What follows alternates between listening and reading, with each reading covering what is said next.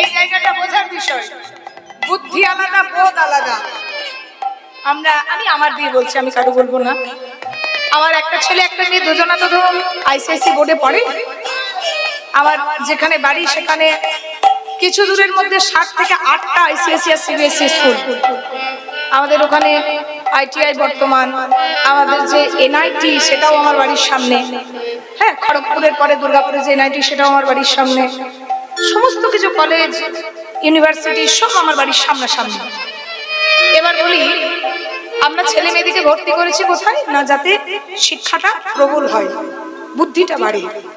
তো বাবা, এখনকার ছেলে মেয়েদের যত বুদ্ধি বাড়ছে, বোধটা কিন্তু কমে যাচ্ছে। বিষয়টা লক্ষ্য করার বিষয়। একটু যারা বাবা মা আছেন একটু লক্ষ্য করবেন, ছেলে মেয়েদের বুদ্ধিটা যত বাড়ছে, বোধটা তত কমে যাচ্ছে। বুদ্ধি বাড়ছে, বুদ্ধি বাড়ছে। এলাকাশে ভর্তি করছি, আমরা ট্রেনিং করাচ্ছি, ডাক্তার ইঞ্জিনিয়ার যা করবো তার জন্য একদম কোচিং এ দিয়ে দিচ্ছি। কিন্তু সকালবেলায় ঘুম থেকে উঠে একবার ভগবানকে দর্শন করতে হয়, সেই বোধটা কিন্তু হারিয়ে যাচ্ছে।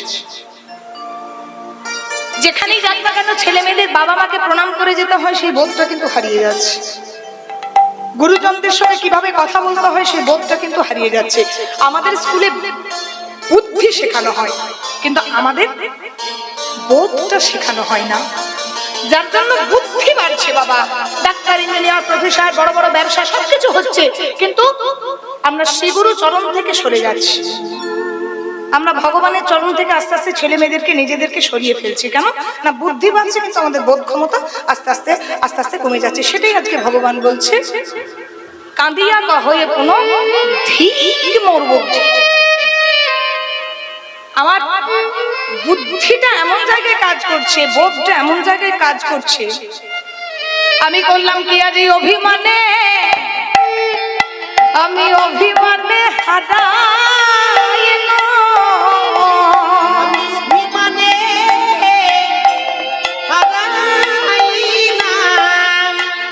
আমি অভিমানে হারাইল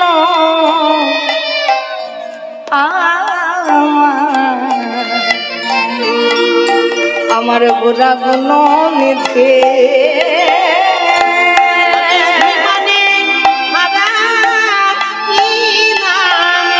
অভিমানে হারাইলাম আমার কানু গুণ নিধি। আমি হারালাম আমি হারালাম ওই অভিমানে কানু নিধি হারালাম অভিমানে কানু নিধি হারালাম অভিমানে কানু নিধি। হাই হাই আমি কি করিলাম, অভিমানে কানু নিধি। হাই হাই আমি কি করিলাম, অভিমানে কানু তাই গৌর হরি।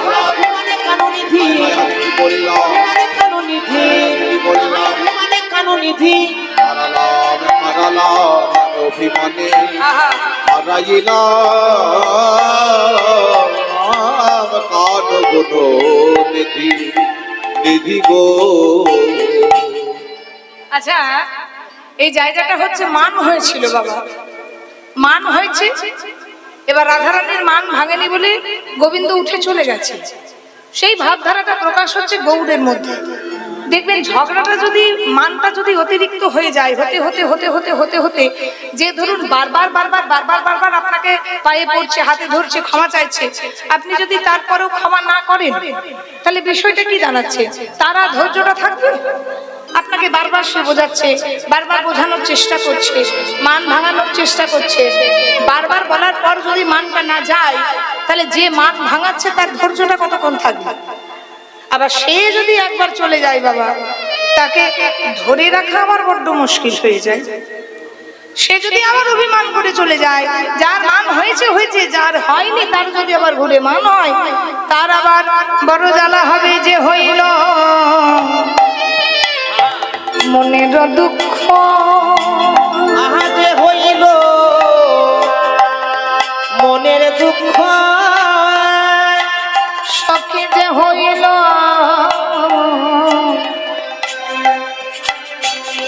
মনের দুঃখ,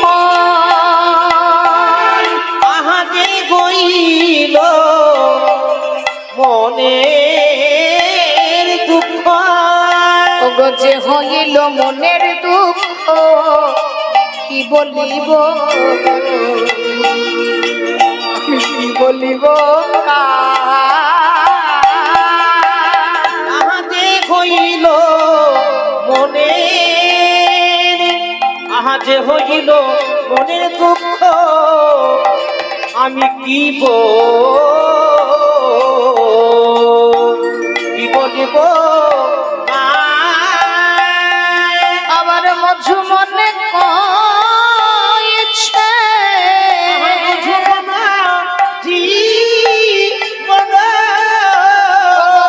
মনে কয়েছে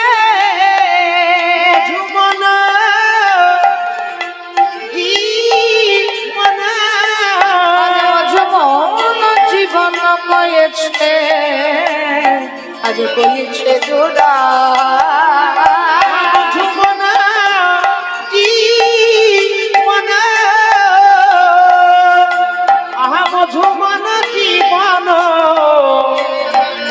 আহা কহিছে জোড়া দেখো অরূপে উদ্ধা দিল আহা এই রূপে উদ্ধা দিল এই রূপে উদ্ধা দিল আহা এই রূপে উদ্ধা দিল এই রূপে উদ্ধা দিল যত আজ যত নর নারী এই রূপে উদ্ধারিন, এই রূপে উদ্ধারিন ওই যত নর নারী আমার ইয়ে রাধা মোহন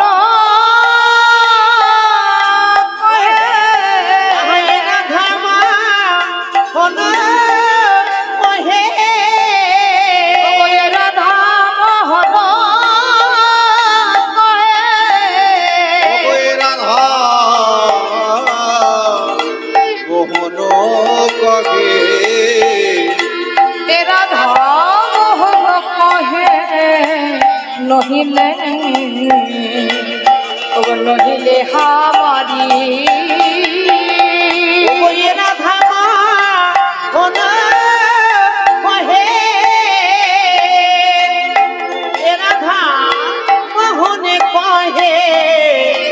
আহা না হইল হা মাদি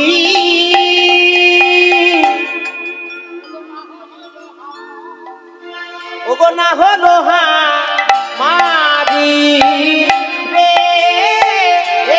এতক্ষণ আমরা ছিলাম নবদ্বীপ ধামে গঙ্গার তীরে, এবারে যমুনার ধারে। আজকে আমরা যাব মধুময় সুদাম ধাম বৃন্দাবন ধাম। আজকে বৃন্দাবনে আমাদের আস্বাদনের বিষয়বস্তু শ্রীমতী রাধারানীর কলহন্তরিত আমার। হরিবল হরিবল, প্রেম সে একটু উলুধ্বনি দেন নিতাই গৌর হরিবল হরিবল। যে কটা মা ছিল একটু উলুধ্বনি দেন নিতাই গৌর হরিবল হরিবল।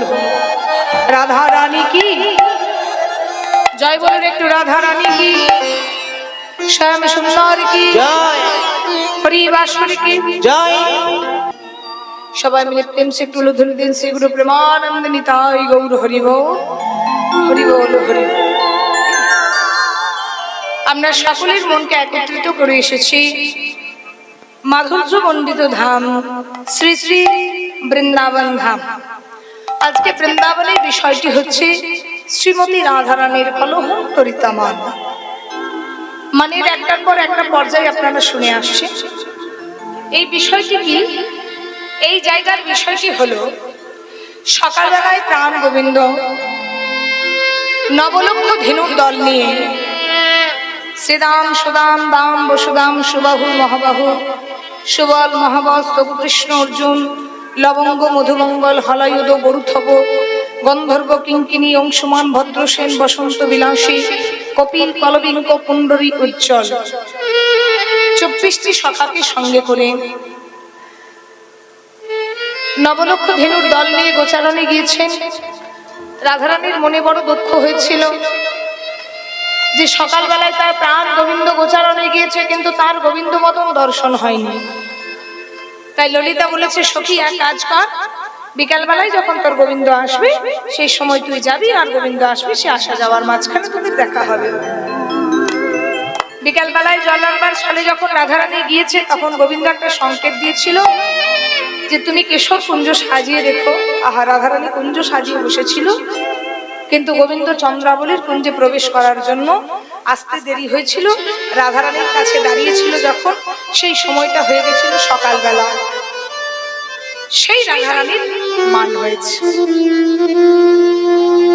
এবারে মান তো হয়েছে বাবা, কোন জায়গাটা এখন আমি গাইবো সেটা একটু জানতে হবে। ঝগড়া হয়েছে, সেই জায়গাটা কিন্তু হয়ে গেছে। আপনারা সকাল থেকে অনেক ঝগড়াঝাটি শুনে নিয়েছেন, ঝগড়া হয়ে গেছে। এবার ঝগড়া হওয়ার পর ভগবান কৃষ্ণ রাধার চরণ ধরে মান সাধনা করছে। অখিল বিশ্ব ব্রহ্মাণ্ডের মালিক, সর্বকারণের কারণ, অনাদির আদি গোবিন্দ স্বতন্ত্র পুরুষ পরমাত্মা ভগবান। সারা বিশ্ব ব্রহ্মাণ্ড যার হাতের মুঠোয়, সারা বিশ্ব ব্রহ্মাণ্ড যার কথায় উঠে আর বসে, যার এক চোখের পলক ফেলতে ফেলতে না সারা বিশ্ব ব্রহ্মাণ্ডে লয় প্রলয় হয়ে যায়।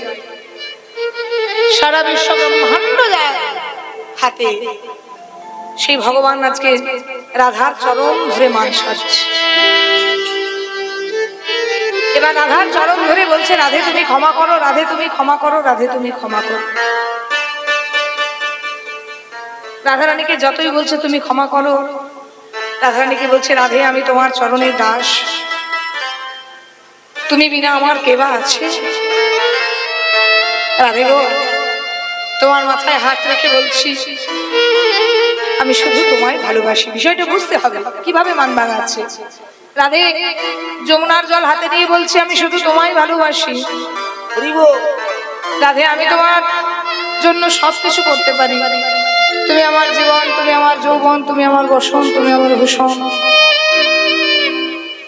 তুমি আমার জীবনের সর্বস্ব ধন। রাধে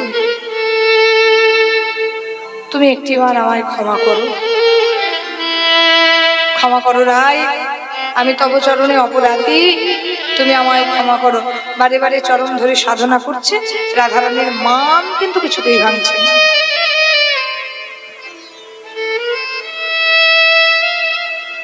রাধারানীর মান ভাঙছে না। রাধারানীকে চরণ ধরে বারে বারে বলছে, রাধে তুমি আমার উপর, কি হয়েছে কি হয়েছে, তুমি আমার উপর অকারণে মান করো না রাধে, আমি বলছি জ্বালাই, তুমি অকারণে আমায় মান করো না।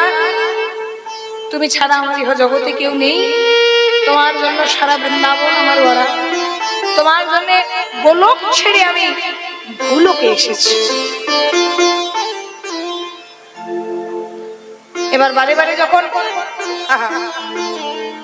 চরণ ধরে ক্ষমা চাইছে, ক্ষমা চাইছে, রাধারানী যখন ক্ষমা করলো না, তখন গোবিন্দ সেই জায়গা থেকে উঠে চলে গেল।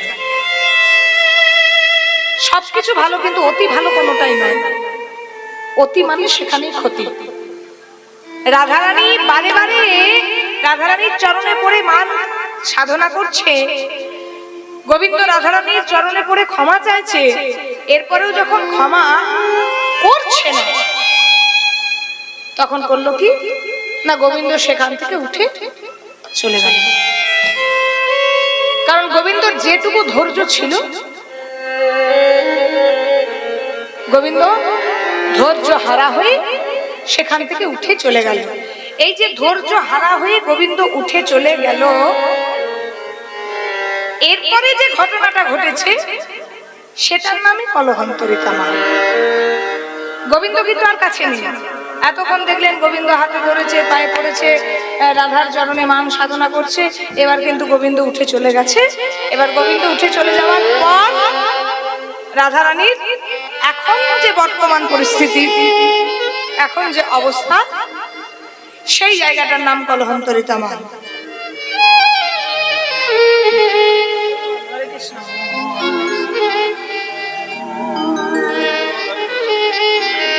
এবারে যখন উঠে চলে গেছে, এই বিষয়টা লক্ষ্য করছিল কি না, মগ ডালে বসে বসে দুটো পাখি।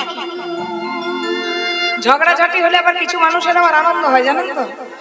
আপনার ঘরে যদি ঝগড়া লাগে, পাশের বাড়ি আবার বেশ ভালোই মজাটা পাবে যে যাক। আবার যদি শত্রু থেকে থাকে, আবার সে বেটা আবার আরো মজা মারবে যে যাক, ঝগড়াটা ভালোই লেগেছে, কোন্দলটা ভালোই লেগেছে। আর দেখবেন একটা কথা, শত্রুপক্ষ যদি সামনে থাকে, আবার তার সামনে ঝগড়াটা আবার বেশি হয়। দেখবেন যেখানে পা পিছলাবার ভয়, সেখানে আবার কাদাটা বেশি থাকে। আপনার পাশের বাড়ি যদি শত্রু হয়, আপনার ঝগড়াটা বেশি হবে। একটু দূরে যদি শত্রু থাকে, দেখবেন ঝগড়াটা একটু কম হবে। এটা বিষয়। আবার শত্রুর সামনে যদি ঝগড়া হয়, সেখানে আবার সেন্টিমেন্টটা বেশি মানুষের কি হয়, কাজ করে। তবে সুখ শাড়ি কিন্তু সকাল থেকে লক্ষ্য করছে, সুখ শাড়ি দেখে যাচ্ছে যে আজকে রাধা কৃষ্ণের কোন্দলটা কেমন চলছে। এবার সুখ শাড়ি সবকিছু লক্ষ্য করার পর গোবিন্দ যেই না সেখান থেকে উঠে চলে গেছে, তখন শাড়ির প্রতি সুখ বলছে, শাড়ির প্রতি সুখ তখন কহিছে বচন, কহিছে বচন। শাড়ির প্রতি সুখী তখন কহিছে বচন, কহিছে বচন। শাড়ি প্রতি সুখ তখন, এই যে সুখ শাড়িকে বলছে। মেয়েদের এমনিতেই মুখটা বেশি ফোটে, তো মানে মেয়েরা বেশি কথা বলে, কিন্তু কিছু কিছু সময় যখন মেয়েরা গাট্টায় পড়বে, তখন আবার ছেলেরা কথা বলার সুযোগ পেয়ে যায়। এখন রাধারানীর মান ভাঙাচ্ছিল, এই সময় গোবিন্দ উঠে চলে গেছে। এবার শাড়ি সুখ কিন্তু একটা জায়গা পেয়ে গেছে। কি জায়গা? যে এইবার শাড়িকে কথা শোনাবো, কারণ শাড়ি হচ্ছে রাধারানীর পক্ষে আর সুখ হচ্ছে গোবিন্দের পক্ষে। শাড়ি প্রতি সুখ তখন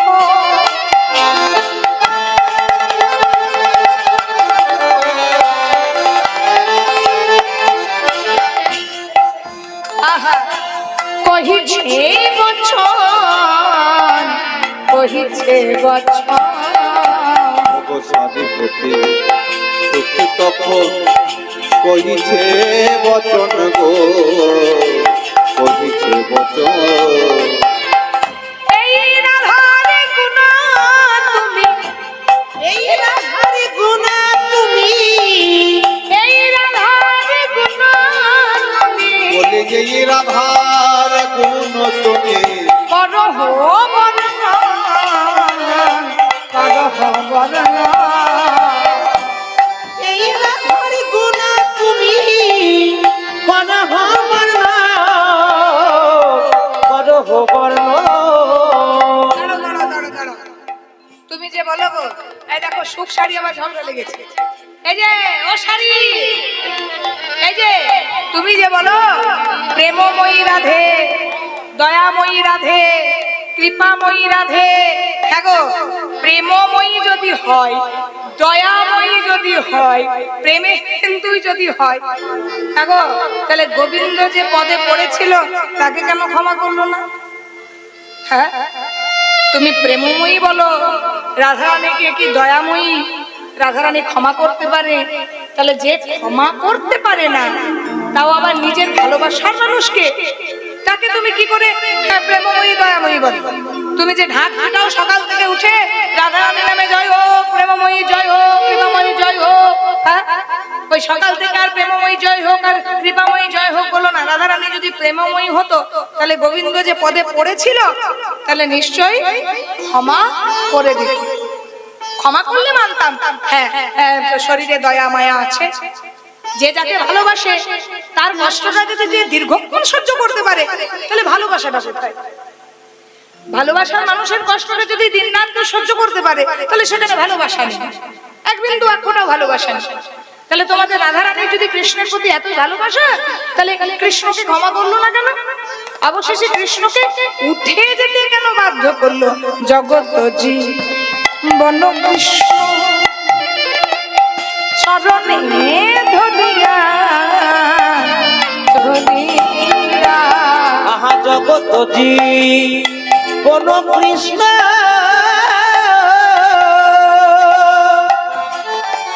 গেল চরণ ধরিয়া, চরণ ধরিয়া। জগৎ জীবন কৃষ্ণ